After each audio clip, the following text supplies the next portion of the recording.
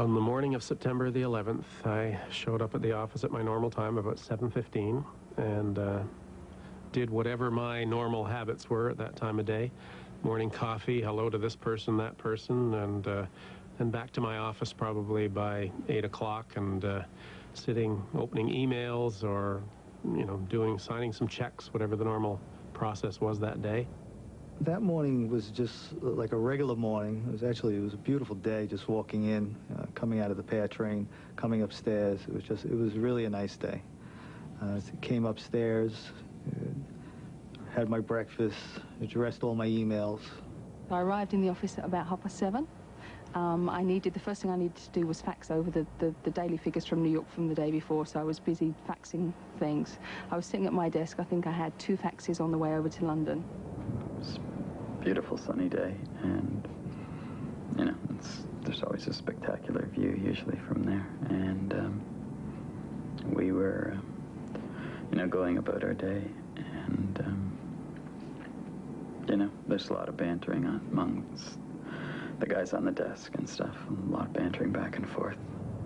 These colleagues all worked here, in the South Tower of the World Trade Center. They worked for a company called Eurobrokers. It was based on the 84th floor. It acts as a broker for international financial institutions. This is its new trading floor, but the one in the South Tower looked very similar.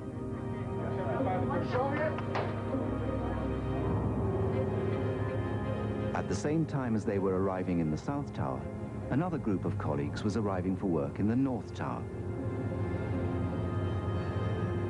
They worked for the May Davis Group, a much smaller company specializing in investment banking. It was based on the 87th floor. For them too, the day began perfectly normally.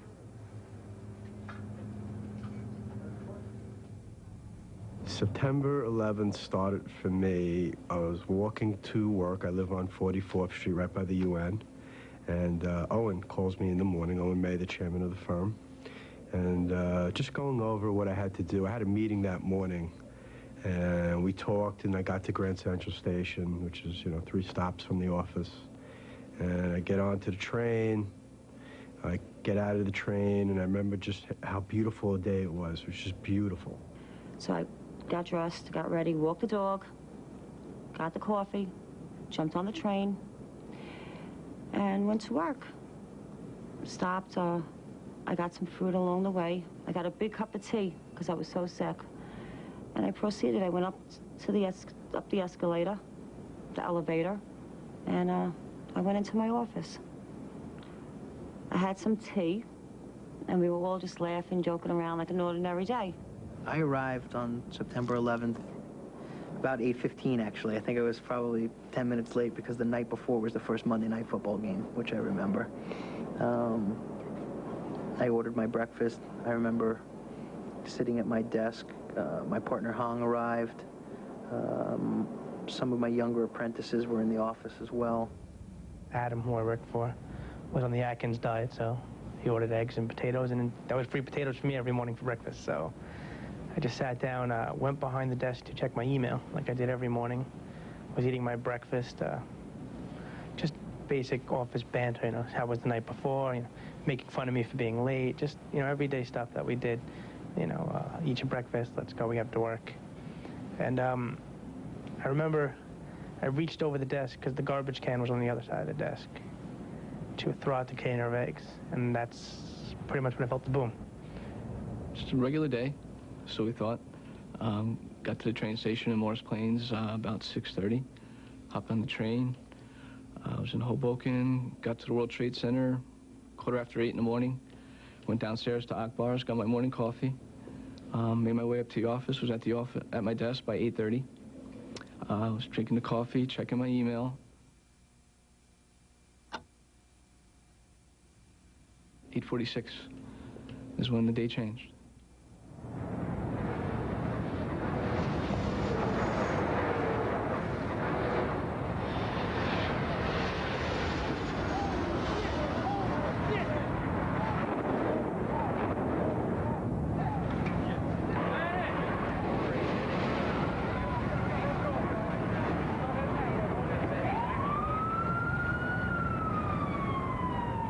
actually had my feet up on the desk, which is something I don't often do, and I was just kind of lying back. I forget what we were talking about at the moment that the plane struck. But all of a sudden, there was just this tremendous shaking, rumbling. It was more of a... The feeling was so overwhelming that it almost wasn't a feeling as much as a sound vibration. Everything started shaking. Little knickknacks were falling off the desk. Shockwave went right through you. You could feel it. It knocked a lot of people to the ground. I think I got knocked over, at least onto my desk. I don't remember falling to the floor, but at least falling onto my desk. Laterally, you know, you're pretty stable in a chair, so it was pretty ferocious. And I remember the ceiling rippling across sideways. So if I'm facing southwest, the explosion's coming this way, and the plane had actually come in from behind me and went through the building towards that side. And there's just like a ripple effect of the ceiling tiles with the shockwave just bursting out of the ceiling and coming down. American Airlines Flight 11, with 92 people and 10,000 gallons of aviation fuel on board, struck the North Tower between the 93rd and 98th floors. The offices of the May Davis Group were on the 87th floor, 6 levels below. And the vibration lasted long enough that I stood up from my desk and I ran under the doorway of my office. I had enough time to pick up one of my apprentices and make him stand under there with me. I remember logging off my computer. For some reason, I felt I had to say what was on there. And ran forward about 25 feet to see the other L, you know, the office is L-shaped, so see around the corner, just a gout of flame coming out, dark orange and black, with chunks of what looked to be like offices, just chunks of offices flying out into space. We're on the 87th floor, so we're up about 1,000 feet. So big objects flying through space look like they're almost weightless, just, you know, an indescribable scene of just chunks of building flying out into space. And all you saw was fireballs. I mean, right in front of you, smoke. It just wrapped around. We had all windows, so you just saw it wrap around the whole building.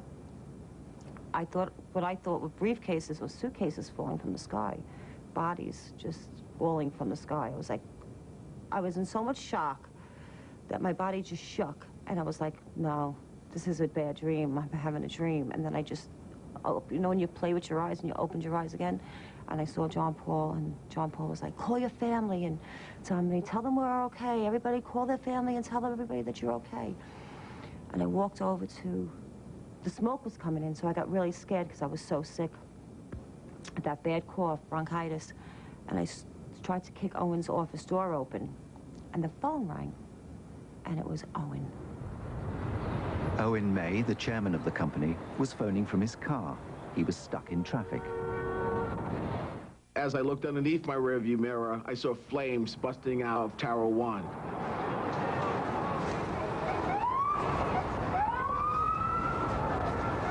I got out my car and said, holy whatever, and was afraid, didn't know what quite to do, and now I'm nervous, and my first thought was a terrorist put a bomb upstairs and blew out the floor. But then I questioned and said, why would a terrorist do that? Maybe not. I'm not quite. I don't know. But it looked like there was a bomb. I immediately called up to the office, and at that point in time, I got Joanne on the phone, and I said, Joanne, is everything all right up there? Knowing that everything was not okay. I says, Owen, there's something going on. He goes, I know. I says, what's going on? He goes, I don't know. I don't know. I was like, listen, Owen. He wanted to know, who's up with you? Who's there with you? I go, I don't know. There's a whole bunch of us here. Me, Adam, John Paul. I tried to name everybody's name, but I just had to hang up the phone. I had to get out of there. I was like, Owen, there's smoke all over. He goes, baby, just calm down. I turned and called my girlfriend. I told her, you know, something happened. I don't know what. You just got to call. I'm okay. You know, if you hear anything, I have my cell phone on me. Just call me and everything will be okay. At that point, we still thought nothing happened. We didn't know. At first, we planned on staying up there.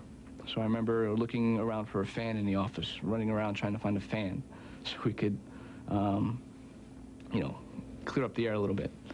And I remember Harry trying to find a chair or something to break the window.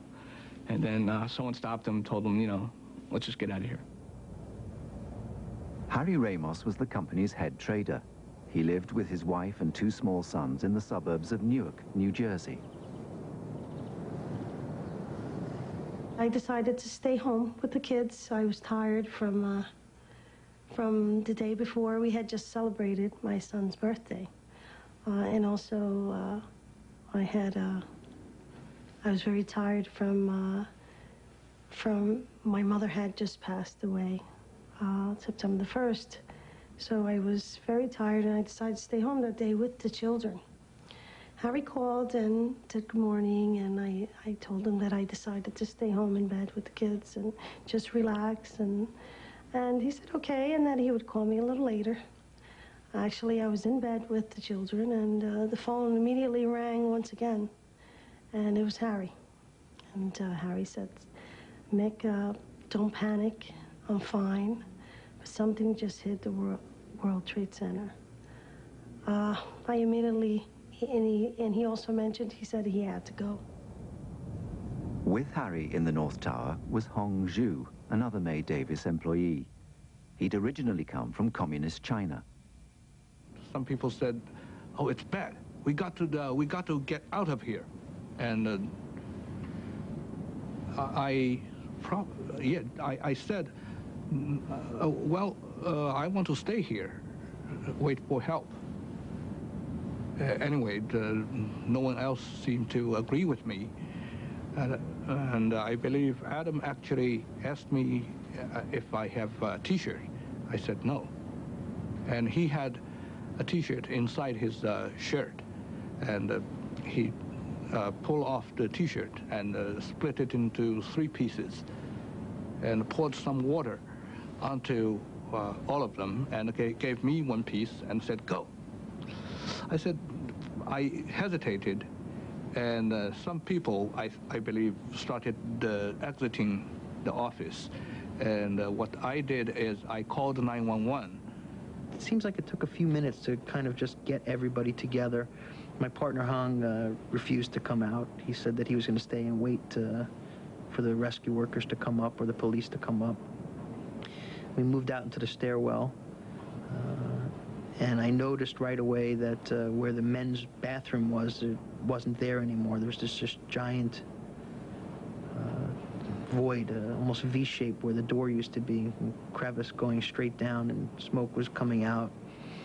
And that hole attached itself, I remember, back into our office where our kitchen was and our conference room was. I actually remember before we walked out that there was no kitchen and there was no conference room. There was just this giant hole in the office. I don't know how far down it went. At no point at least I didn't feel like at any point my life was in danger. You know, the worst was over. We had a big bomb. It's a very solid building. Even a plane could fly into the building and withstand it. You know, that's how they build it. Right before I walked out of the office, I had that cup of tea. I want you to know. It was laying down. It fell when the plane hit the building.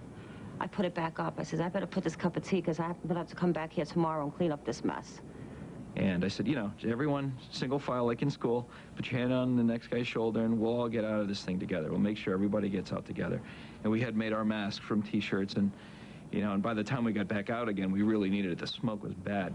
There was so much, I guess, terror in the hallways that we actually walked past the fire escape and kind of had to turn around and double back until we found it, and we got in the fire escape, and I remember we jammed the door open with the fire hose in case the lower exits were locked, and we wanted to make sure we had a way out because the doors lock once you go in. I called 911, and the phone is ringing, but no one answered. And I thought probably things are very bad. If the 911 system is not responding, I'd better get out. So Hong left and started making his way down. Meanwhile, Owen was still outside. I had my car sitting in the middle of West Street, and now I'm trying to figure out, how do I get to the building? How do I get onto the plaza? I know my people are up there. I have no idea how many people are up there, because it's at that point in time that people are coming up. We'll be traveling upstairs. I had spoke to Mike Jacobs at about 8:20 that morning when I was calling around, and I told him to meet me at the front part of the lobby, and he was supposed to meet me there at 9 o'clock. So I knew he was going to be at work early, so I figured he would probably go upstairs to check his email.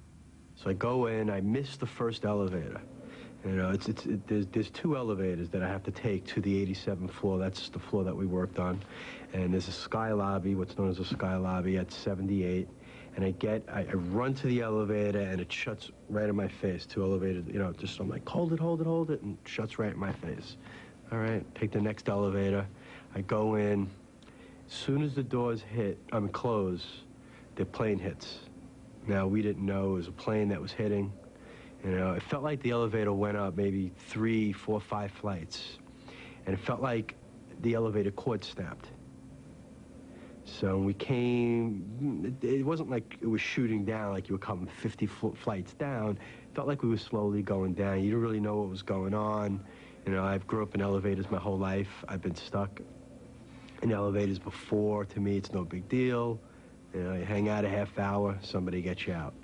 And so, you know, there was like 4 or 5 women, 3 or 4 men in there. It was like 8, maybe 9 people at the most.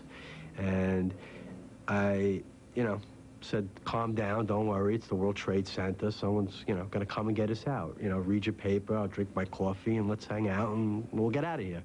We'll go about our business. So the ladies were, you know, a little emotional, as I guess, to be expected. Upstairs, Mike's colleagues were now approaching the sky lobby on the 78th floor.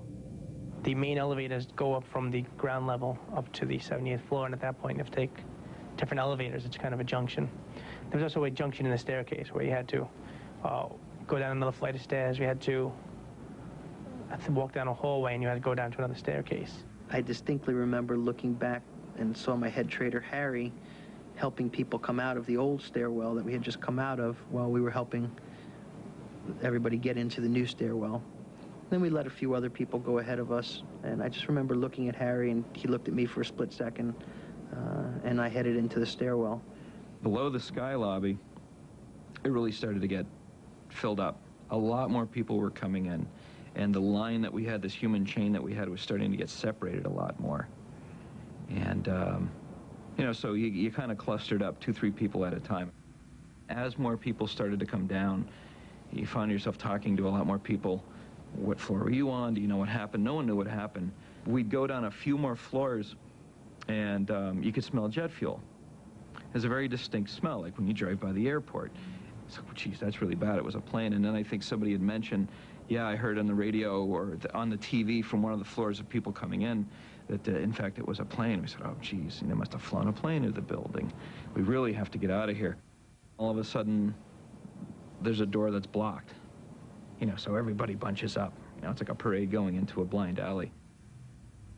The only way to go back down again on this particular floor was to get through a fire. And there was a gentleman from the Port Authority. And here he is, you know, with his shirt sleeves rolled up with his tie loose, hosing a wall, suppressing a fire so we could get by. We had to get in this really narrow hallway. Hoses everywhere, you know, water flowing.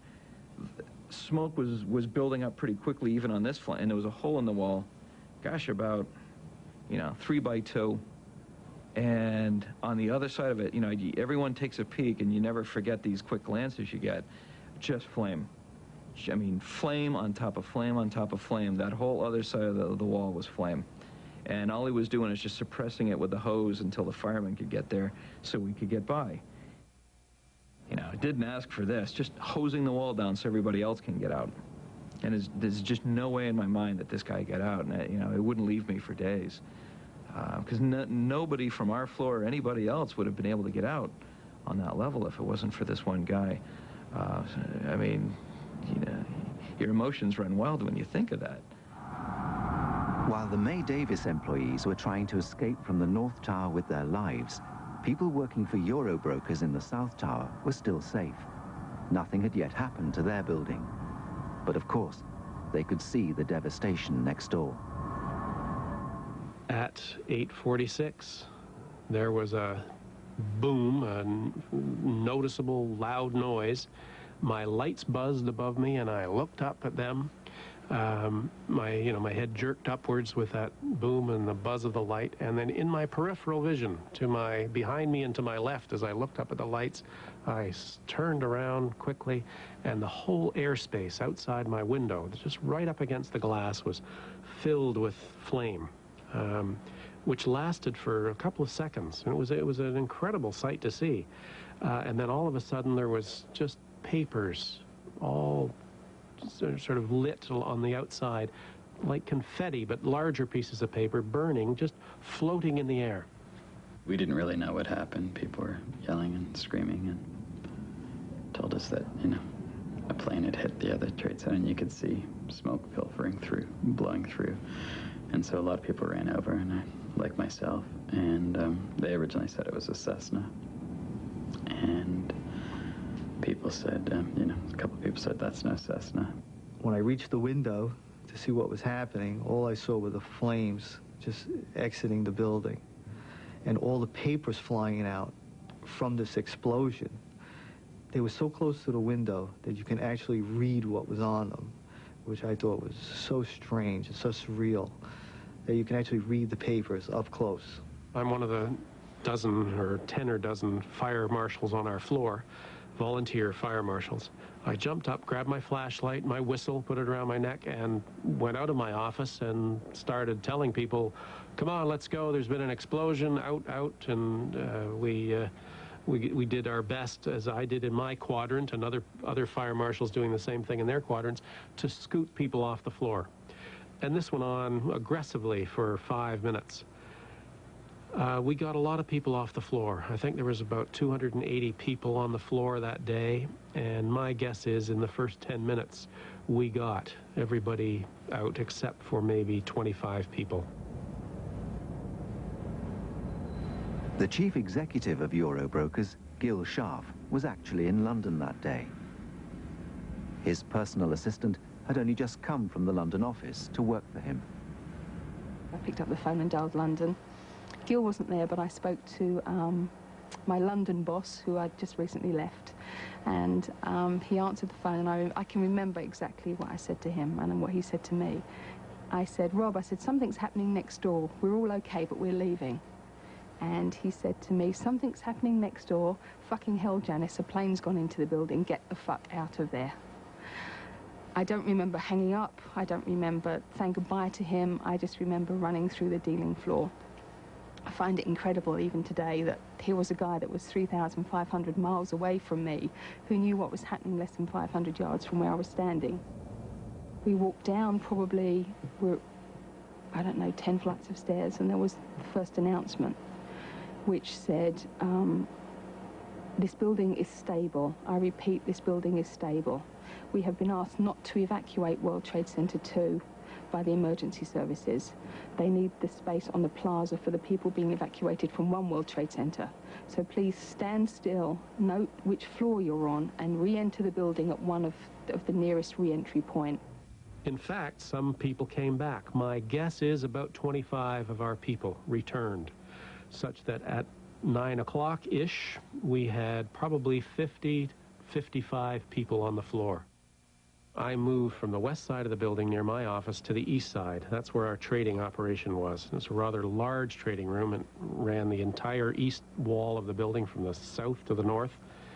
And people in that room, some of the brokers had walked up to the north wall because they could look up just a dozen floors and see the smoke and flames that were coming from the building beside them. Unfortunately, some of them could also see that people were leaning out the windows, and then people started jumping. Just a horrifying thought next door. But this was only, maybe 10 minutes after the first plane had hit. The intensity was so bad in that building.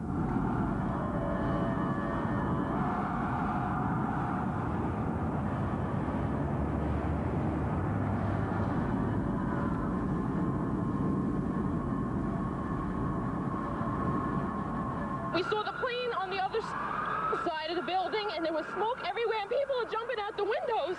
Over there, they're jumping out the windows, I guess, because they're trying to save themselves. I don't know. One of our employees, Susan Polillo, I can actually credit her, I think, with being partly responsible for saving my life. had seen for herself the first person jump.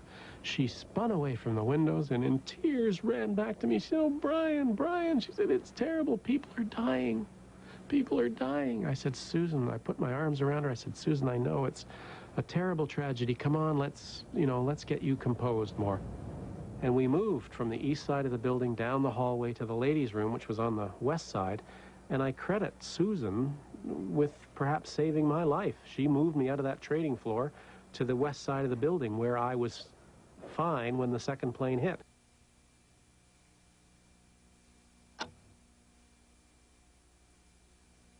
While I'm standing outside, now it's sort of a parking lot in the middle of the street, and everybody's out looking up at the Trade Center, and most people are just saying, "Oh, isn't that terrible? Oh, that's a shame. Oh, what's going on?" And I'm thinking, oh, it's more than a shame. It's my people up there. It's like, it's like you viewing your children, and you know that it's a real serious situation, and you're not quite sure if they're going to get out or not. I remember also standing there and saying, "Oh, God, I need one miracle. I need, I can't have everybody die up there." And for my own selfish reasons, I'm saying I can't put on a suit, 12 times or 13 times, or how many people are up there looking at pictures, because I'm not quite sure who's ever up there is going to be able to get out. As I'm standing there and all of these things going through my mind, I'm watching a plane come in from the Statue of Liberty. And as the guy got closer and closer, I'm saying, "Oh, you know what? He must be here to drop water." So as this plane starts coming closer, I'm wondering, where's the water? It doesn't look like one of these water planes. And I remember the engines just roaring, and I can kind of hear this guy like hit the throttle. And all of a sudden, he starts to dip his wing.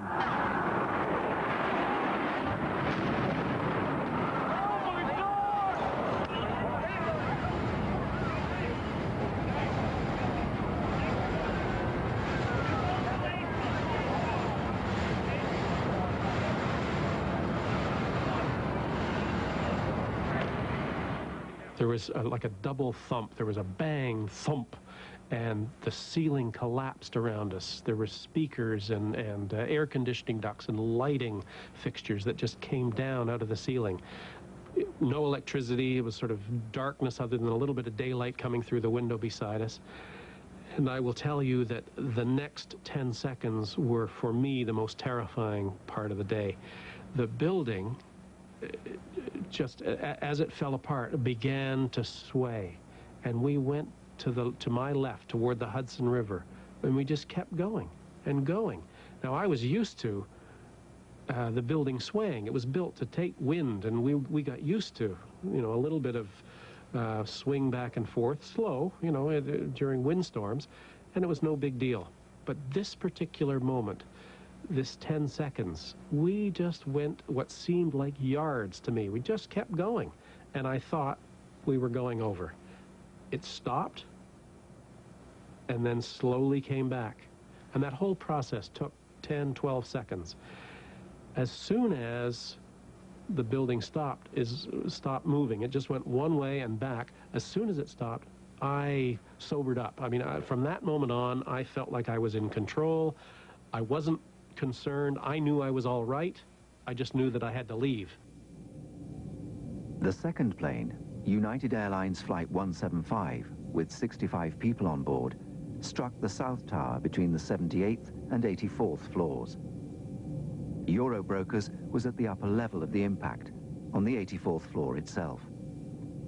At the time of this second attack, Janice Brooks, who was already evacuating the building, was on the stairs, somewhere in the 70s.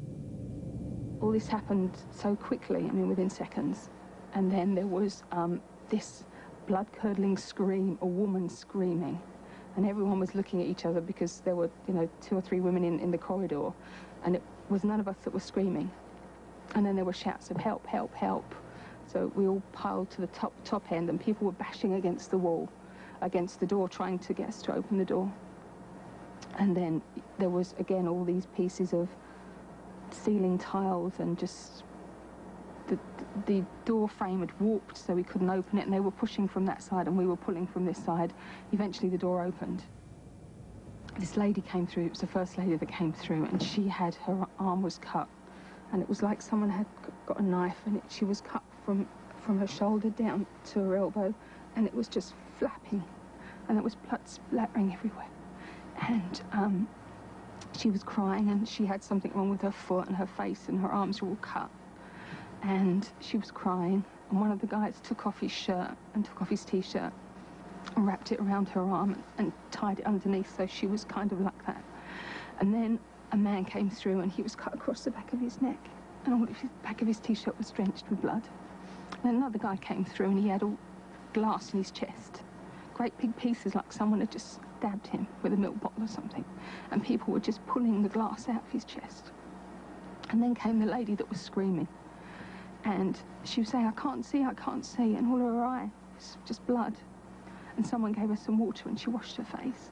But thank God it wasn't her eye that was cut. She had a gash on her forehead, and it just dribbled down to her eyes. And she had long, long dark hair, and when she shook her hair, glass just showered everybody. At the time the second plane struck, Richie Fern was still up on Eurobroker's floor, the 84th. He'd been about to leave by taking the elevator.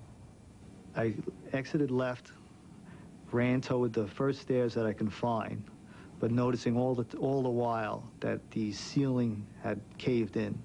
There was just lights and electrical things just hanging from the ceiling. The smoke was pretty thick, but I didn't see any flames. I touched the door for the emergency exit. It wasn't hot, so I entered it. There was smoke coming out, but at the time it didn't seem like I couldn't get through it. And I think I was panicking, and I just ran down anyway. I ran down, and the stairway was dark. There was no lights in the stairway. I followed the glow stripe on the stairway steps, and I just ran and ran down. In the North Tower, the first to be hit, nobody at the impact site or above ultimately survived, because the first plane severed all the staircases, and there was simply no way down. 1,344 people died. In the South Tower, however, the second plane hit at an angle. Because of the tilt, it missed one of the staircases, the now legendary Staircase A, which miraculously remained intact from top to bottom.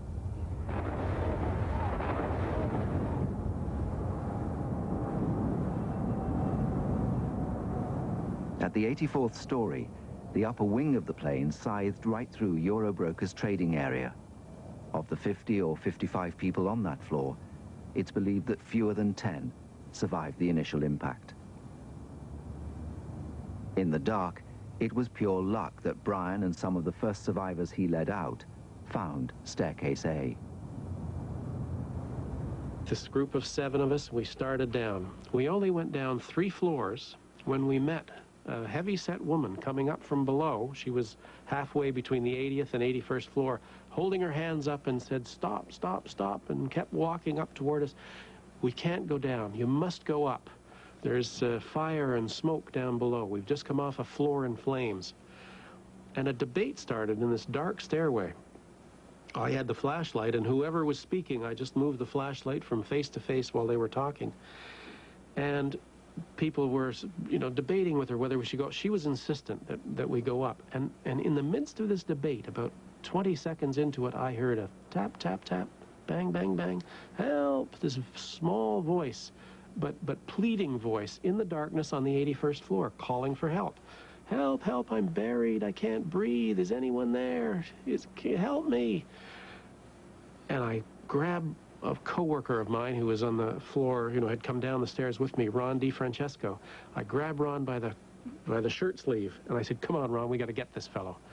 The fire exit door had blown off the wall a bit. It was locked, but we could push the drywall back and squeeze between the drywall and the doorway and get on to the 81st floor. And as I stepped through that slot, I turned around and I saw my people starting to go back upstairs, led initially by David Vera. He had a walkie-talkie. He was also one of our fire marshals. He sort of pirouetted on the stairs and went up. Bobby Call and Kevin York each had a hand under the heavy-set woman's elbow. And they were good Samaritans. They were saying, "Come on, we're with you. It's okay. Calm down. We'll help you. Let's go up." and they started to ascend, this group of people. I was in the stairwell going down with them, and, you know, we ran into some people who were telling us to go up, and there was some man who was screaming for help, and Brian went to him, and I went to help Brian, and I was overcome by the smoke and the heat. At this time, Ron was completely overcome with smoke, and he ducked down and he backed off the floor. And I can still picture him squinting, and I don't remember him coughing so much, but he just was almost overcome by the smoke. And he sort of instinctively got lower and backed away. I started to remove debris, and this person was very excited the other side, you know, saying, "Oh, I've been saved. Oh, thank God you found me." And it was very emotional and excited. And I kept working and pulled some debris away until the last piece I couldn't move. And he couldn't move it from his side. And I told him, I looked through this slot, and I said, "You must jump. That's the only way out of this." And I said, "You jump." And I reached over the top, and this fellow jumped, and I missed him, and I couldn't grab on anything. He slid back down. I said, "You must do this." Jumped up again, and I grabbed onto him, and he says later, I just lifted him out like Superman. I mean, it was, I guess, adrenaline working, who knows what else. But he came up and over this last barrier, and we fell in a heap on the floor. And I said, "I'm Brian," you know, almost in sort of defense. He said, "I'm Stanley." I said, we're going to be friends forever," I said. In the other tower, the North Tower, the May Davis employees had now come down about 12 floors into the mid-70s. There, they first came across firefighters, who by this stage had already climbed up nearly 1,000 feet. I had a golf club in my hand.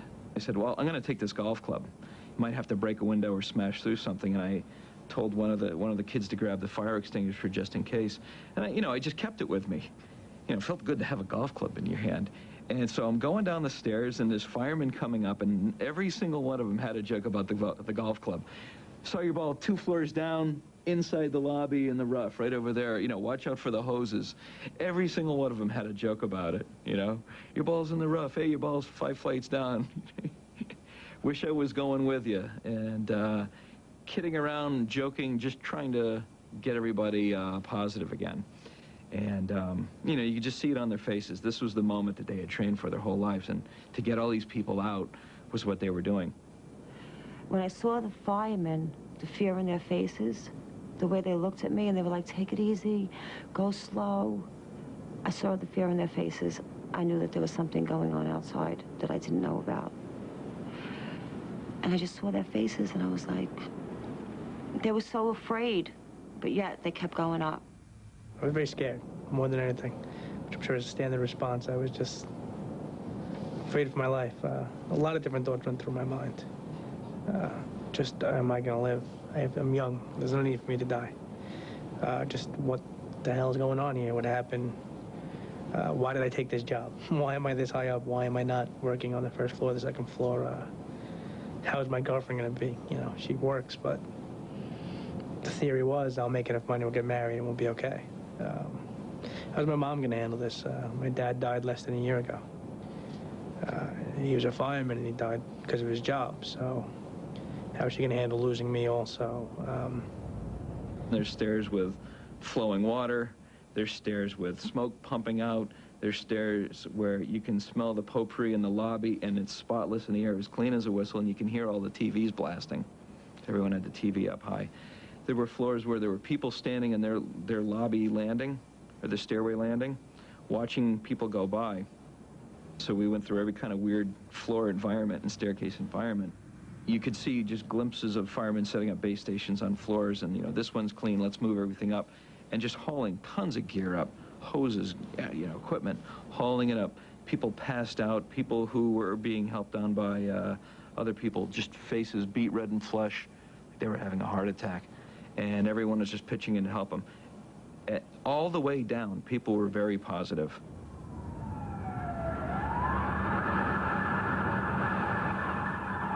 For May Davis employees arriving after the planes had struck, the scene at the World Trade Center was something they would never forget. I remember the smell That's the first thing that hit me, the smell. It smelled like fire, like the building on fire. I come out of the train, and I see glass everywhere. So I'm like, what's going on here? You know, all the windows have been blown out. And my first intention was, I mean, it wasn't I didn't really think about looking up at the building, because it's not what I expected. So I thought there was like a fire in another building. I was like around, like, so where's the fire? And all these fire engines and people running around. What's going on? Then I finally looked up and I saw the building on fire, and I'm like, oh my God, this cannot be happening. I'm thinking, my God, that building's on fire. Something terrible has happened. Now, meantime, everybody around, a crowd was gathering. Also, people were streaming out of 5 World Trade and 3 World Trade on the other side, people all coming towards us. So I backed away, trying to see if I could see where this was, and I realized it was on the upper floor of 1 World Trade. We were on the 87th. So I crossed the street, went over to Century, and I stood in front of Century's counting, trying to count. From the top up, I tried, but I couldn't because there was too much smoke, too much fire. I started from the bottom, counting up. I kept losing track. All around me, everybody was screaming, and there was a young lady. She was sort of to my left, crying. Oh, I want to go home, I want to go home. And I said, please be quiet, just go. I hear everybody going, oh my God, look at this. And I turn around and I see people jumping out the building. And I think that was like the worst thing I've ever seen.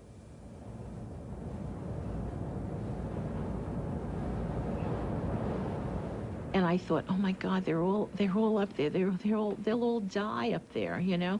And for some reason, I don't know why I thought I could help them. You know, I just felt that I needed to get up to the 87th floor, you know. And well, of course I couldn't, but I mean, I really did. I mean, for some stupid reason, I did try, you know. I don't know why I even thought that I could do anything, but I thought, my God, they'll all die up there, you know.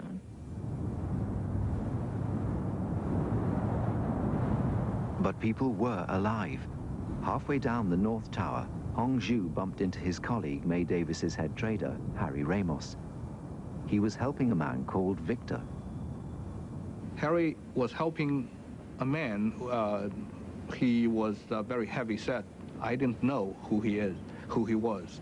And I just thought Harry was helping him. I said, do you need a hand? No one said anything. I started giving him a hand to help Harry to move this man from 53rd down. And then Harry said, let me go ahead to see what's ahead of us. And I remembered Victor said, please don't leave me. And Harry came back to Victor, said, Victor, I'm with you all the time. And then he went ahead to see what was ahead of us. And a few minutes later, he came back. He said there was a nice office on 39th floor. I still remembered the name of that office is XL Credit Union. And XL start with X. The lights, the air conditioning systems, the phone systems. The phone, I believe, we had difficulty dialing out, but there was incoming calls. And Harry moved a personal fan, a very small fan, to Victor, so that he could enjoy the fan. At the lobby level, where fire chiefs were coordinating the rescue effort, Mike Jacobs was still stuck in the elevator. I'm looking at the corner of the elevator, and I see like a faint light come through. And I'm like, I didn't say anything at first, and I keep on moving my head like this, trying to see if I'm actually seeing light, or am I seeing things? So I get my fingers, I get the doors open, and I see, the first thing we see is the firemen. And, you know, I just remember this look in their eyes of, you know, what are you people doing there, kind of. And, you know, I get excited. Everyone gets out of the elevator. I get excited a little because they're not helping us. And they, you know, I'm like, you know, what are you doing? You're not helping us. And as I'm saying this, I kind of realize what's going on around me, and I look around. I you know, give a look every like what the hell is going on here, and to the left of me is the West Side Highway windows and the West Side Highway and everything. And there's windows, I don't know if, in the World Trade Center, the window, I don't know how high they go, maybe 20, 30, 40, 50 feet up. And it's all blown out, the windows.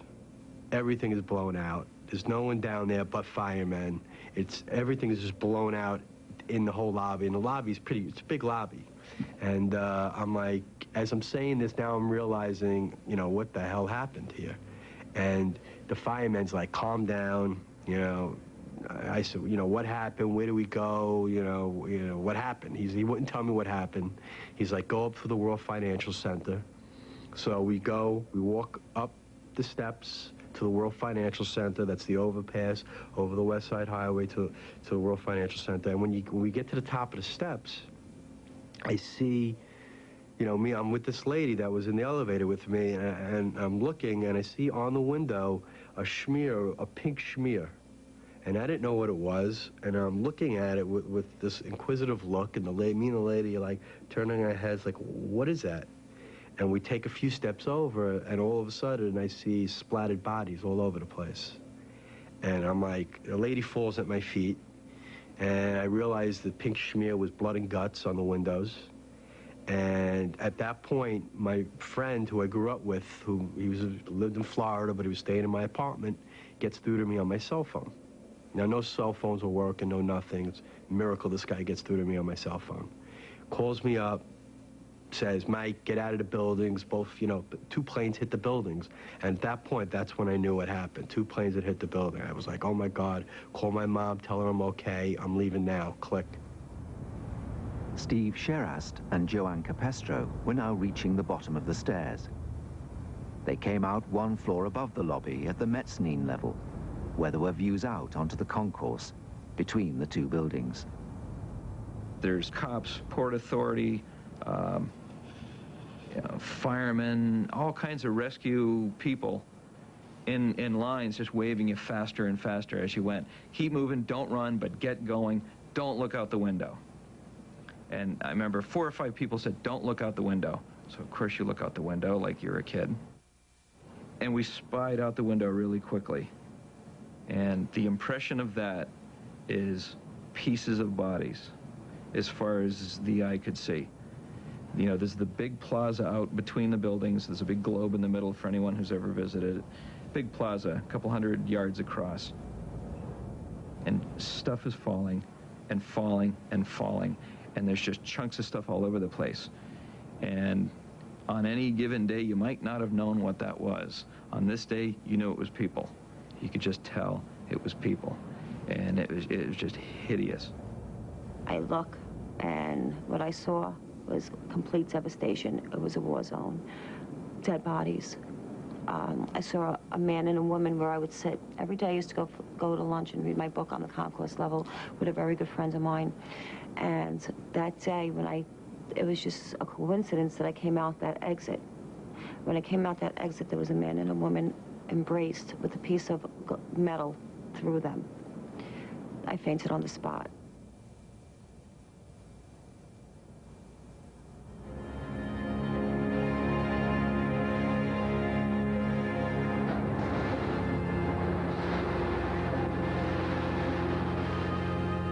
The exact verbiage was, holy shit, run. I remember thinking that was when I was going to die.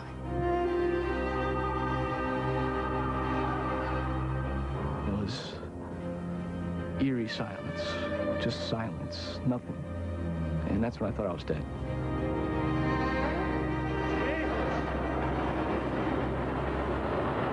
The place where I'd worked for 27 years was gone. It just made no sense.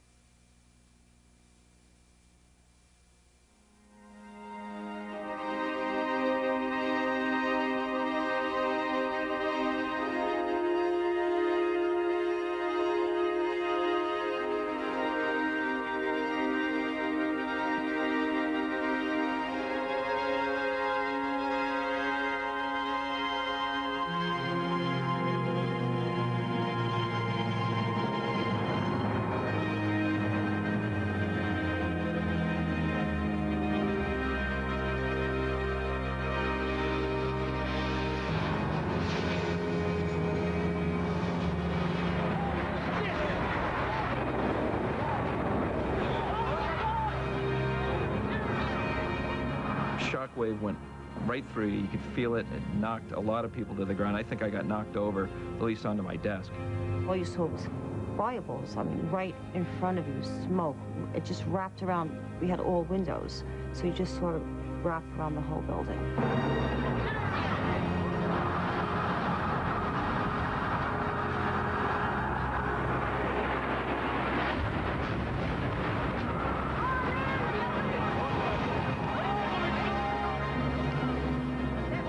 There was like a double thump. There was a bang, thump, and the ceiling collapsed around us. There were speakers and air conditioning ducts and lighting fixtures that just came down out of the ceiling.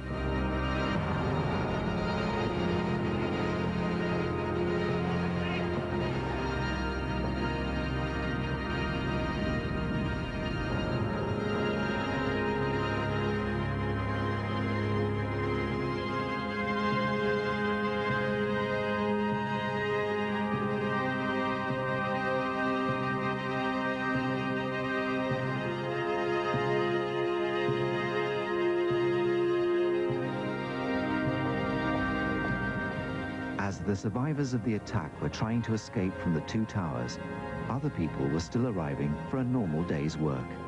As I'm walking up the steps from the subway onto the street, first thing I remember is seeing people's feet. People going crazy, and I could, as I'm walking up the steps, I can see their feet and then their legs. And then I hear sirens and ambulances, fire trucks, just a lot of noise that you don't normally hear. People running everywhere. And I thought, oh my Lord. And I knew there was something awful had happened. I could see the smoke, more smoke than flames. And I thought anyone who was, certainly anyone who was in the building on those floors, from 78 to 84, we were on 84, anyone who was there couldn't possibly have survived what happened. But most of the Eurobroker staff had actually started evacuating before the second plane hit, and were now making their way down the stairs. As we were walking down, it was really slippy and slidey and really dusty, and everyone was coughing. After about 6 flights of stairs, it was clear. There was no smoke, there was no debris, there was just absolutely nothing. It was really, really quiet, and all you could hear were people coughing and crying. The lady in front of me had the bad arm and had the bad foot, and she was still crying, and she kept saying that she was moving that weekend and that she wouldn't be able to help her husband, and we just kept saying, look, we think it might be okay. Got down to probably about the 30th floor, and the lady in front was obviously having trouble walking. And as she was walking, her foot was really bleeding badly. And I remember at one stage looking down at my left foot and seeing blood oozing through my toes because I was walking in her footsteps. And I remember pulling my shirt away from my body and saying to this guy who I still didn't know, like, I've got blood on my shirt. I just stood still and just was, oh my God, I've got blood on my shirt. He came over to me and just put his arms around me and said, look, it's okay. It's not your blood. We have to keep going. And I just stood there and I said, I don't even know your name. And his name was Bob Mahan. While Janice Brooks was down in the 30s, Richie Fern was still up in the mid-70s. I saw the people queuing up to going down the stairs. They were single file going down the stairways, and they were kind of on the left-hand side. I started going down the right-hand side. I was spooked. I started running down the stairs ahead of everybody. Stanley and I started down. I didn't know where Ron had gone. And we started down. The first, I'm going to guess, 6 floors were rather difficult. A lot of drywall had blown in on the stairs. Fire stairs were double thickness in drywall. The inner layer had blown in many places and was lying either flat on the stairs, making it like a slippery slide because the sprinkler system was dribbling water on things and we were sort of sloshing through water that was pouring over the stairs. Or the drywall was leaning against railings, and we'd had to, move it out of the way or go under it. And by the time we got to, I'm guessing, the 74th floor, we broke into fresh air. The lights were on. It was normal conditions. It was amazing how the transition happened in the space of one floor. We kept going. I heard on the way down, they were Jerry, who works in our security area, working.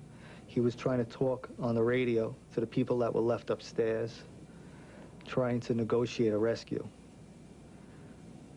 He was talking to Dave, who was in a communications group. Dave was saying that the smoke was filling up. We have hurt people, we need help. Jerry was trying to assure him on the ground that help is on his way. They're on their way. On the 68th floor, we came to the only person we would see in the whole descent on the stairway, one of my co-workers and another fire marshal, a fellow named Jose Marrero. He was carrying a walkie-talkie. He was walking up the stairs, and I said, Jose, where are you going? He said, I can hear Dave Vera up above. And Dave's one of the people that left me earlier. He said, I can hear Dave up above. He's on the walkie-talkie. He's helping people, and he needs some help. I'm going up to help him. Now, Jose had gone down into the, I'm guessing, the 40s, down into the, probably that low, helping some of our people to exit the building. Great guy, Jose. While Jose and others were selflessly helping the injured upstairs, security guard Jerry Banks on the ground floor was becoming increasingly desperate. I'm looking up, and as I'm looking up, I just seen flames, people jumping, and I'm screaming over the radio, Mr. Marrero, you and those people got to get out of there. And he says to me, no, I have injured people up here. I can't leave. He said, I can't leave. He said, we're trying to make it out of here. I can't leave. So I'm going all around. I'm looking at the fire department. I'm like, sir, there's people on the 84th floor still up there. I was like, please, somebody go up on the 84th floor. And they was radioing to other people, telling them, hey, we still got people on the 84th floor.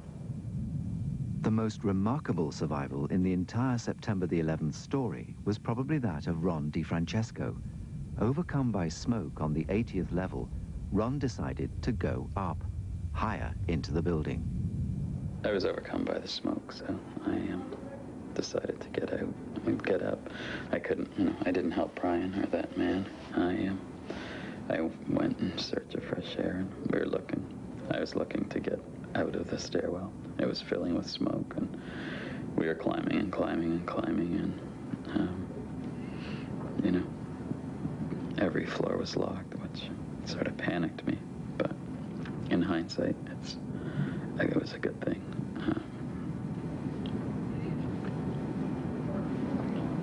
Yeah, I guess we got up to about the 91st floor, and at that point I realized there was probably no way to get out there. So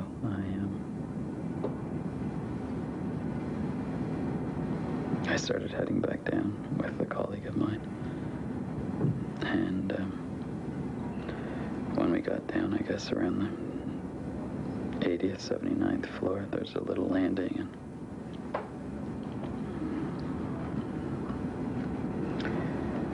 and people were starting to lie down and get close to the ground to get a bit of air. People were starting to go to sleep.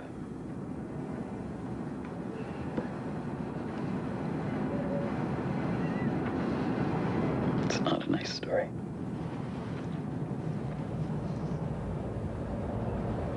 I started lying down on the ground too.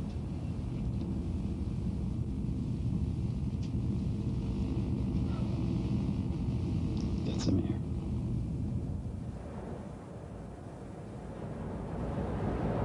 And then the miracle happens, Don't mean to sound like a Bible thumper, but somebody helped me out. And, I got up enough strength, and I don't know. I left a lot of colleagues up there, though, so. So Ron survived, despite initially going up from the 84th floor as high as the 91st.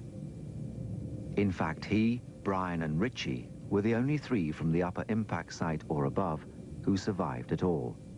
Everyone else, 599 people, died. This was despite Staircase A being intact. Presumably, they either didn't know it was there, or for some reason, couldn't get to it. Near the bottom of the South Tower, Janice Brooks was now nearing the end of her journey. It was about the 8th floor. The lady in front with the arm and the foot just stood there and just started crying her eyes out and said, I can't go on anymore. And she was shaking and she felt sick and her foot hurt and her arm hurt. And she just said, just go and just leave me. Just get someone to come for me. I can't go on anymore. And Bob just said, look, you know, we have to leave. You have to get out of here. So he said, we're not going to leave you. And he gave her a piggyback down the rest of the stairs. 8, 10 flights of stairs, and he carried her right to the end. In fact, despite the terrible death toll, 99% of everyone below the impact sites, between 20 and 25,000 people, escaped successfully from the Twin Towers. But for some, it was a slow process. Back up on the 44th floor, Brian, Clark and Stanley had now encountered a security guard keeping a lone vigil over an injured man. They promised to try and find help. We got to the 31st floor, and we went in on the 31st floor to make phone calls. I called home. We got into somebody's conference room. I don't know whose floor it was. I called home, told my wife, and of course this is, I guess, 20 to 10, I think was the time she recounted later. And then I called 911, which is the emergency number, to tell them about the man on the 44th floor that was wounded and the security guard that was tending to him. Get a medic, get a stretcher on the 44th floor. I had a little bit of frustration in that process because they didn't handle my call very quickly. They put me on hold, put me through to somebody else. Put me on hold again, put me through to a third person, and I got insistent at this time. I said, I'm going to tell you this story once. And I told them about the person on the 44th floor and how they needed help, of course. And I said, and that's all, I'm not going on hold, and I put the phone down. But I was probably on the phone with 911 for 3 or 4 minutes. Very frustrating experience. And of course, I didn't know, time's elapsing. No concept that the building's about to do what it's going to do. As Brian and Stanley made their way out of the South Tower, Richie Fern was already walking up Broadway. We kept walking up to Broadway. When we got to that area, we noticed a whole group of Eurobroker people just standing outside J&R electronics store. I just couldn't walk anymore. I knew I was outside. I knew I was relatively safe. I just went to the curb, and I just fell on the curb. All the time watching the Eurobroker people, that I knew I didn't want to leave them. I heard them talking. They were saying that they wanted to get everybody together. They were going to go to a bar, and they were going to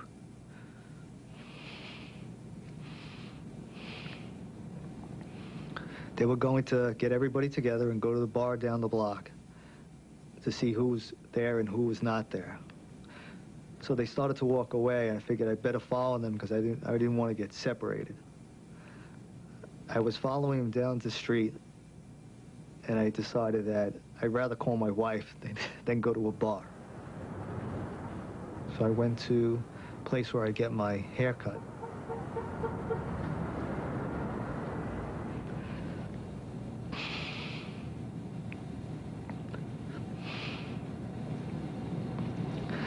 Antonell grabbed me, pulls me inside, just sits me down. I asked if I was okay. And she and other barbers came up to me, and they started helping me and wiping me down with wet cloths. And I just kept saying, you have to call my wife and let her know that I'm okay. And, you know, she assured me she would, and they continued wiping me down. And at the same time, after I regained some of my composure, I was listening to the radio upstairs as to what was going on, and things were getting worse for Dave and everybody up there. They were talking to Jerry downstairs, saying that the situation was getting bad, smoke was getting really thick, and they needed help.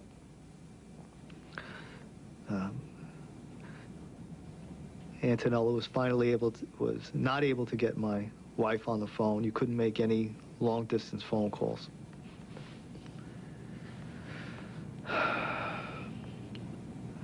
But I was able to call my mother in Brooklyn to let her know I was okay, and for her to please call my wife. Back in the South Tower, Ron DiFrancesco was still on the landing around the 80th floor and had only just managed to lift himself off the ground. It was full of smoke, and you're feeling your way blind, and then I, felt some drywall, and needless to, when I realized it was the wall that had caved in on top of the stairs, so I had broke through that and basically slid down the stairs on my rear, and when I got down, I guess to about 77 or something, that's when I got hit by the wall of fire. All the drywall was burning at that point. Once I got down, I guess I ran through that.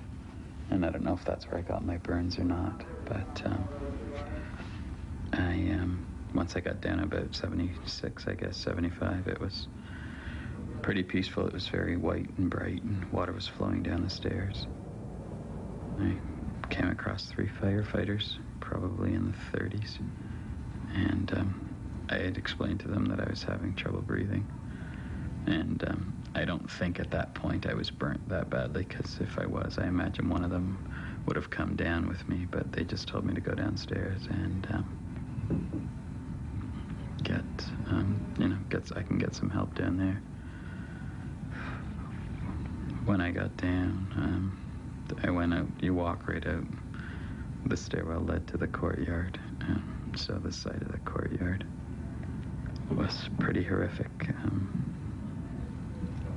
What did you see? Well, you ever been to war? It was hell. It was like full of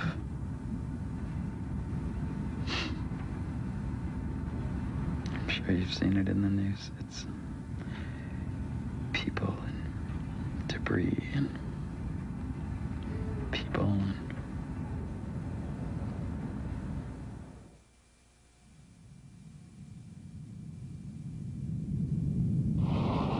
At the same time as Ron was exiting the South Tower, in the North Tower, Dave Donovan and Jason Braunstein were finally making it out. You make your way from the exit around, and there's doors, revolving doors that take you into the plaza in between the 2 buildings, and that's where all the FBI, the police were standing, blocking you, because that's where all the debris was. That's where all the people were falling. And, they keep yelling, walk to the right, don't look to your left, don't look to your left, and like every other person, when someone tells you don't look to the left, you look to the left. And it was probably the most horrific thing I've probably seen in my life, and hopefully ever will see in my life. You look out into the plaza where the Globe was, there's body parts everywhere, burning pieces of the plane. I remember seeing plane seats with bodies still in them, missing certain body parts. At the time, I didn't remember most of it, but as time's progressing, more and more starting to come back to me. And I remember seeing a pregnant woman hit the ground when she jumped from about 100 floors up. And when she hit, she just, like a watermelon dropping off the roof, and you could see the baby come out with the cord. And that's something that sticks with me. I don't think I could forget that. It didn't look like what was supposed to be there was there. Nothing was there. It was transported to a different place. And Dave was he's very calm. He was just walk, you'll be fine. Don't worry about what's out there. Worry about you. Let's go. We'll talk outside. As I was coming out of the glass doors, I could see everyone running. The policemen, the firemen, the EMTs, the FBI. And you see these guys running away, you know something's not right. And I looked across the street into the Millennium Hilton, which is about 50 stories high. It's a glass building. And you could see Tower 2 next to us, halfway down, starting to collapse. And we were only about 100 yards away.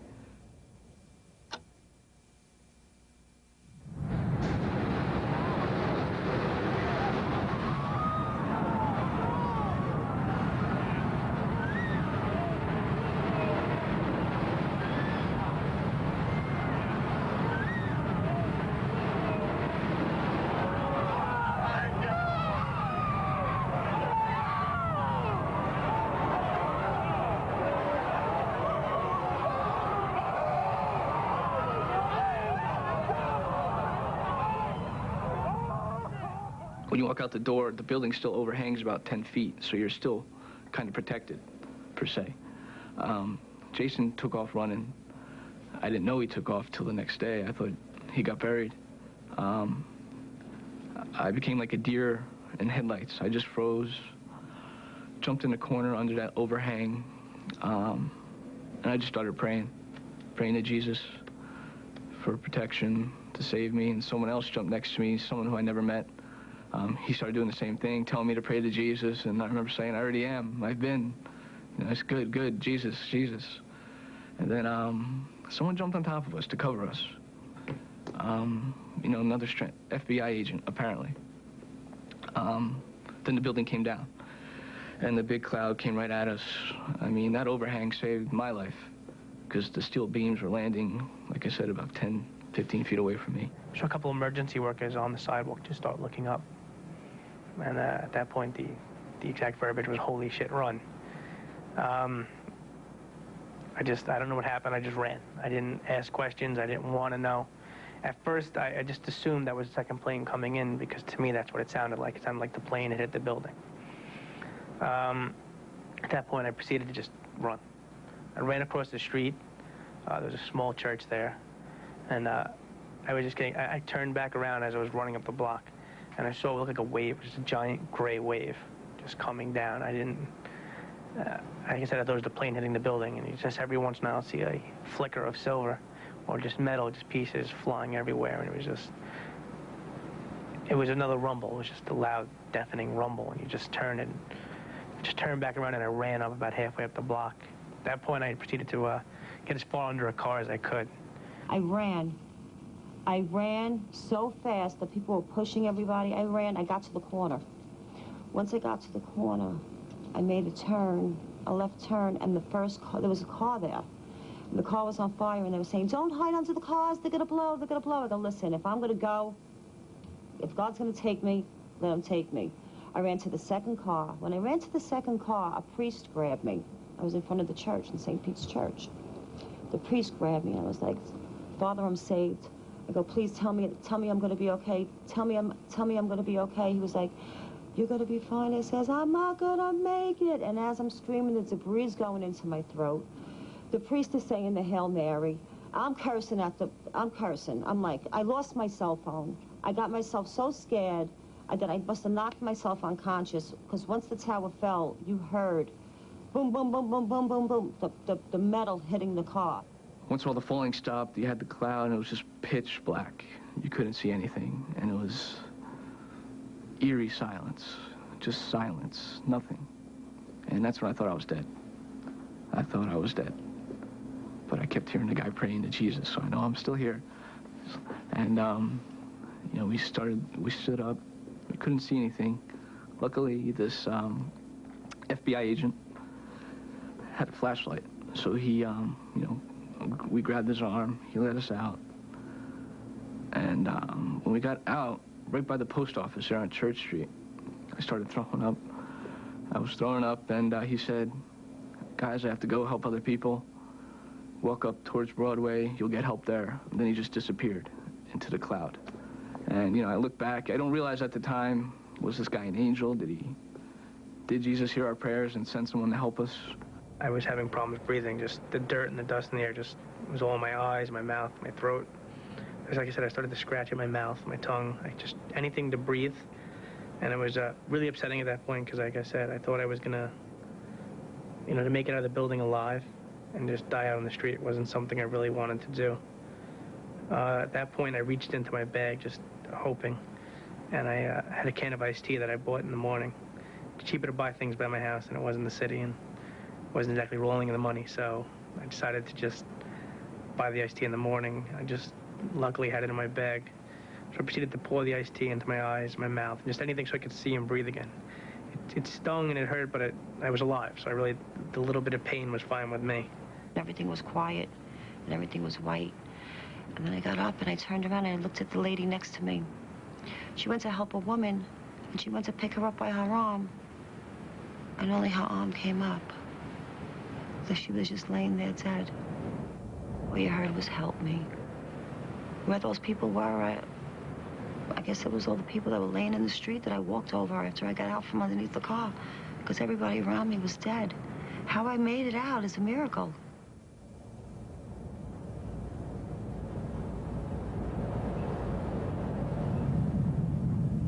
After his escape from the South Tower, as Ron DiFrancesco ran away, he was hit by a fireball apparently caused by the building collapsing. He was probably the last person out alive. I saw the fireball and heard a loud noise, and that's all I remember. And I woke up 6 days later at St. Vincent's. I got hit on the head, and I had a big gash in my head here, and I don't know, I was in the ICU for 6 days, 5 or 6 days, and I wasn't really conscious, and I had third-degree burns on both my arms. And Richie Fern escaped the tidal wave of the collapse by ducking into a nearby building. We all gathered in a stairway in the back of the building, and it had these little windows, and all you see is just very gray outside. It was almost like dusk out, and we just sat there. I tried to make phone calls, and it was just still, you couldn't use your cell phone. After a while, I was able to get through on my cell phone. I was able to call my wife's cousin in Brooklyn to let him know that I was coming to the store to see him, and that I'm okay. That I didn't get hurt in the building falling either.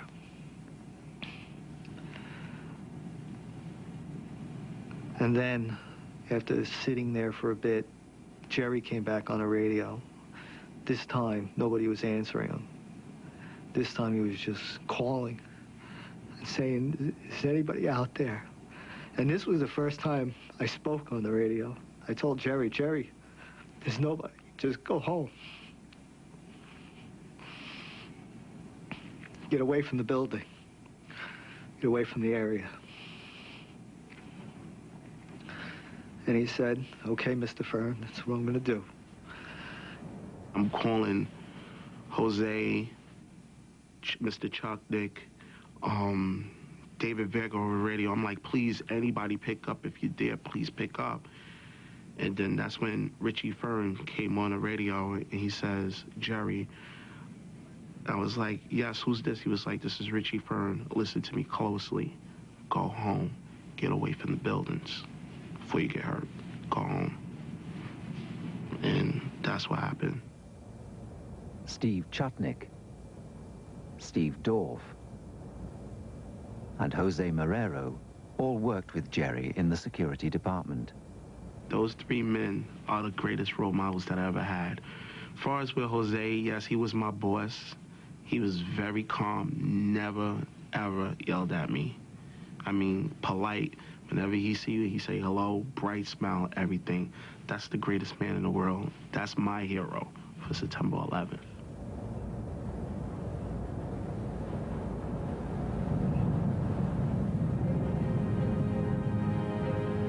This was the scene immediately after the collapse of the South Tower. Although the second to be hit, it was the first to fall.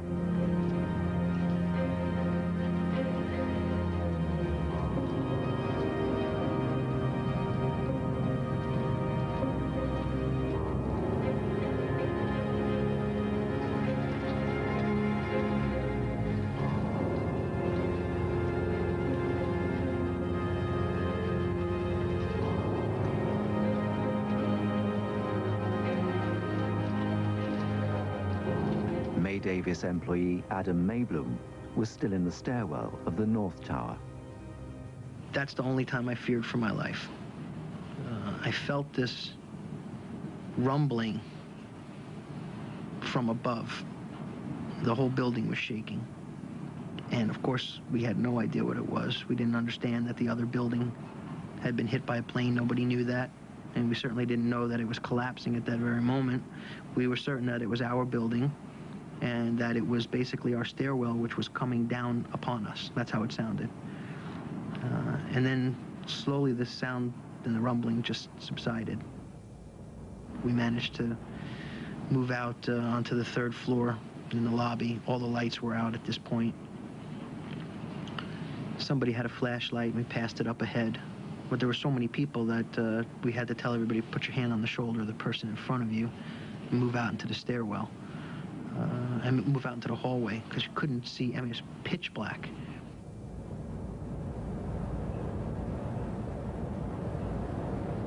And we came out into what I thought at that point was a construction site within the building. It was this giant open space that was filled with bright light, yet at the same time this chalky powder, so you really couldn't see a few inches in front of you. And then I realized that it was not, I had actually thought it was some vacant floor that they were just building out the space, and it really wasn't. It was the upper level of the lobby of One World Trade Center, which would walk out, I don't think it was called the Promenade, but it was the area where the fountain was. And I was just so shocked by that when we went out the revolving doors, it looked as if it was a scene from a nuclear war. On the 39th floor, Hong Zhu was still with Harry and the man they were helping, Victor, when the South Tower fell. It gave the World Trade Center 1 the same effect, like it was hit again. And some metal stuff sticking out of the wall, and there was some visible structural damage. And then we said, we got to get out of here. Victor said, just to keep saying, I couldn't move, my legs couldn't move. Harry asked him if his heart was okay. He said, yes, his heart was okay. And then I shouted at him, just go, what are you doing? And at that time, I believe we were moving slowly, and it's about 36th floor, and we met some firemen. And one of the firemen looked at me and said something which I would never forget, and I'm grateful to this fireman for the rest of my life. I don't know his name even today. What he said is, "Who the fuck are you?" Shouting at him. "You, get the fuck out of here, now." And that was the moment I finally just left Harry, left Victor and the fireman, and just ran down. I believe I got out of the building and then walking towards the river.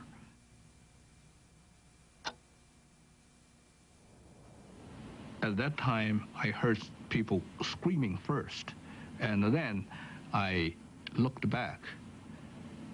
Tower 1 was collapsing.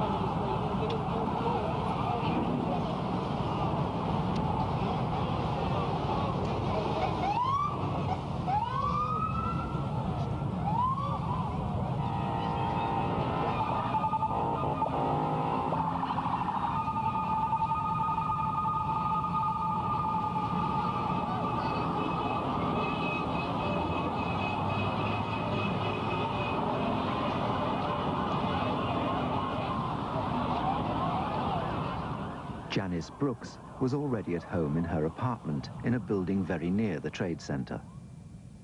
I just saw this big black cloud, and it was like someone was on the roof of the building unrolling a carpet or something.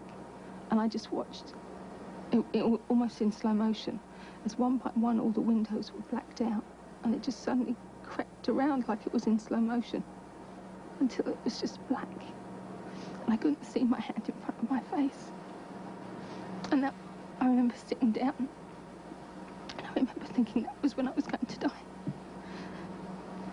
I was by myself, and that was what upset me so much. I was going to die, and I was by myself. the time in the World Trade Center, I never thought I was going to die. I thought I was quite safe once I got out there.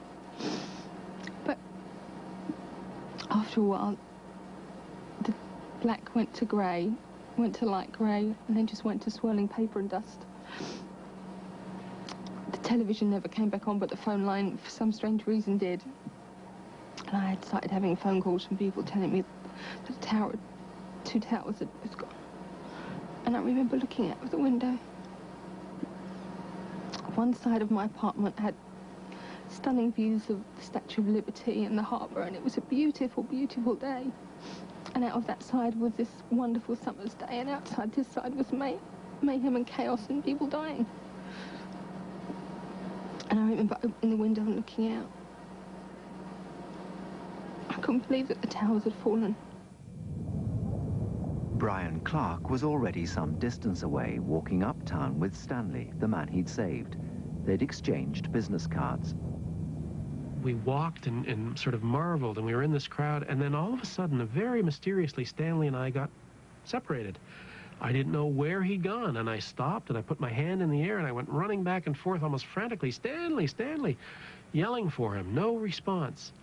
And I thought for a moment that, oh my gosh, you know, this Stanley fellow wasn't real. He was a guardian angel of sort. And that feeling swept over me for 10 seconds. And then I remembered the business card. And I pulled it out of my pocket, and he was real. Now, I realize it would have been a wonderful story if there was no business card there. But Stanley was real, and I knew I could get a hold of him again. Brian was unaware of the collapse of the 2 towers and carried on walking uptown along the East River until he was able to catch a ferry home. The ferry took off, and the people were yattering away about this adventure, that adventure. Some people were with colleagues, others were total strangers, and everybody had a story. And I listened. I saw some people that I knew, but not workmates of mine, but, you know, people that I'd commuted with from a distance, and we started comparing notes, and everybody's talking, and we went around the southern tip of the island, and as we came up the Hudson River, the wind had been blowing. You go north up the Hudson River there. The wind had been blowing from north to south. We couldn't see where the Trade Center was at all. Then we broke into fresh air, you know, not cloudy, and we could all see for the first time that both towers were down.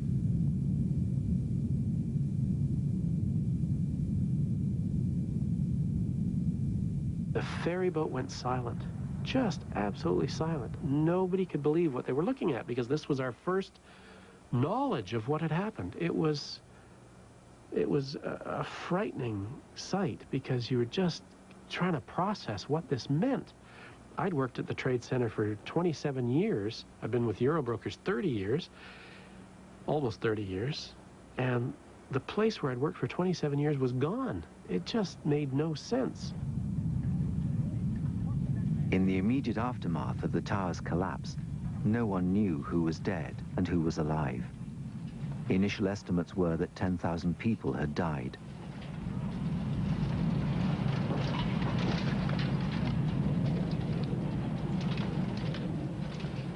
The chairman of the May Davis Group went to a friend's home to begin the grisly process of accounting for his staff in the North Tower. Is everybody dead? Who's alive? Let me make a confirmation. Who's in the building? Who wasn't in the building? Where is everybody? And let me figure out, you know, what my casualty list is. And that's when I started to write my list. At that point in time, I still couldn't make any telephone calls out, but my phone was ringing off the hook, where I would send people into certain areas to try to get a sighting past 1031. Did you see them? Did you hear from them? Did you call their cell phone? Is there any confirmation past 1031 or whatever time that they are alive, and what's going on? In Newark, New Jersey, Harry Ramos's family began to fear the worst. During the evening time, when it got close to 7, 8 o'clock, and the phone was still ringing, but everyone had seemed to be out from May Davis. I believe there was 13 employees at May Davis, and everyone was out. Everyone was safe, except for Harry.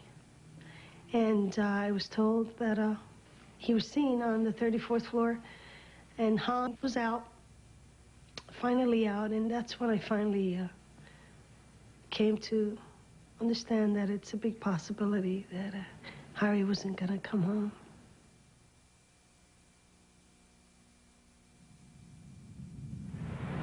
By the next day, it became clear that of the 14 May Davis employees on the floor in the North Tower when the plane struck, 13 had survived. Harry alone had died. Victor, the man he'd been helping, had also died.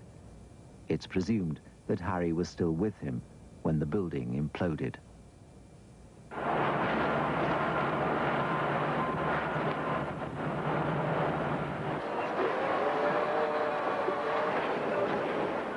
For Euro brokers, the death toll was much higher. The day after it happened, I went to work on the help desk. And that was when I found out just how many people we had lost. Initially, it was around 80. Eventually, we went back and forth and were able to account for people and got the number down to around 60. And it went up and down a little bit. Some names were added to the list. Some names were taken off the list because they'd been accounted for. But it obviously stayed at 61. I went back to work the next day at the offices that we'd set up in Madison Avenue. And I remember the first time walking into the office and being given the piece of paper with the 60 names on. I remember looking down and seeing people that I'd spoken to that morning or I'd made plans to go out with later that week. There was all these people missing. And I think that is when it started to really sink in that this was real. I hadn't dreamt it. I had blood on my shirt and I knew it was real. It's a nice story that, you know, the last person out of the building and I got out and basically physically unscathed, you know. I have some burns and stuff, but I am, you know, I'm lucky. That's it. I'm no hero. I'm nothing. I'm lucky, you know. For all intents and purposes, I should be dead. So. One of the guys was a real friend of mine, and he was one of the last people that I saw on the floor. I don't know why I didn't ask him to come with me. But I didn't. It would have taken me seconds. And I don't understand why I didn't ask him to come. I don't think I'll ever understand. And I don't think I'm ever quite going to be able to forgive myself. I don't feel bad for my colleagues, really, because I do believe they're in a better place. I feel bad for their families, because how do you tell so many young kids, you know, that your dad's not coming back and we can't find him and, you know, and never, you know, to have a proper burial and to say goodbye and stuff. It's like, you know, to go to work and then be snatched out of your lives as if your dad never existed, you know?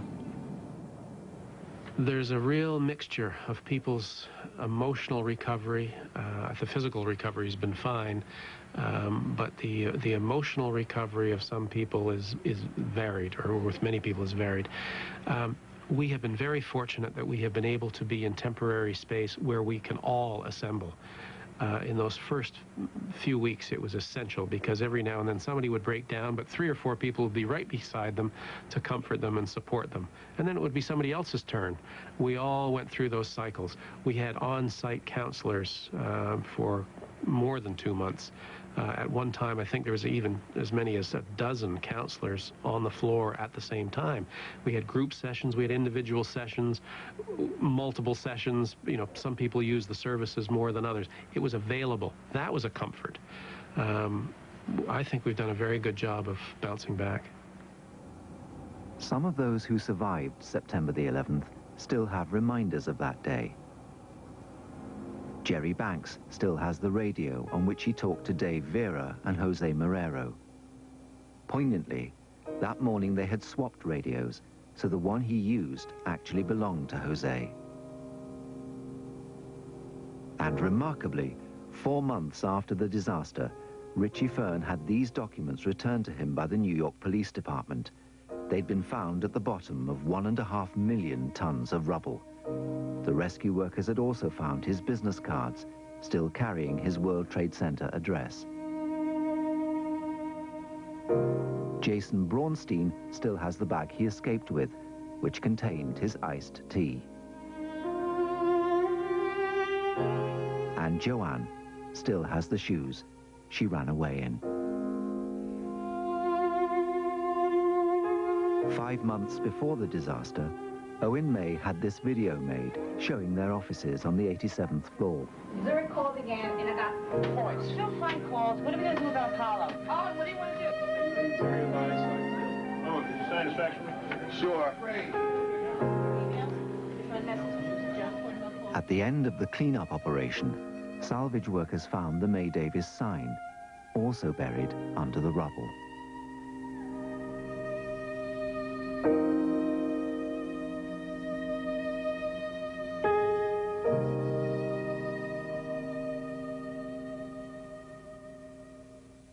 As a company, I mean, you know, this is Wall Street. A lot of egos, a lot of positioning, and you know, little mini battles throughout the day. But you know, we're as thick as thieves now because of what we've been through. So I think as a company, it's been good. So you know, life gets better. I have a happy family. We're all wonderfully in love with each other. So we're very thankful of all that. But for Steve, everyone at May Davis, and most especially for his wife, the memory of Harry Ramos continues to loom large. Harry was a comedian. He was a great father, a great husband. Never angry. He'd always be in a very good mood and always a smile. Nothing really bothered him. He was a very easygoing person and a good husband. Never said no to me. He tried to please me in every way possible. And we were married for 16 years, and I honestly believe that things happen in life for a reason. And I didn't have my first child till 10 years into marriage. And I wonder why. Now I understand why it took me 10 years to have my first son. And it's because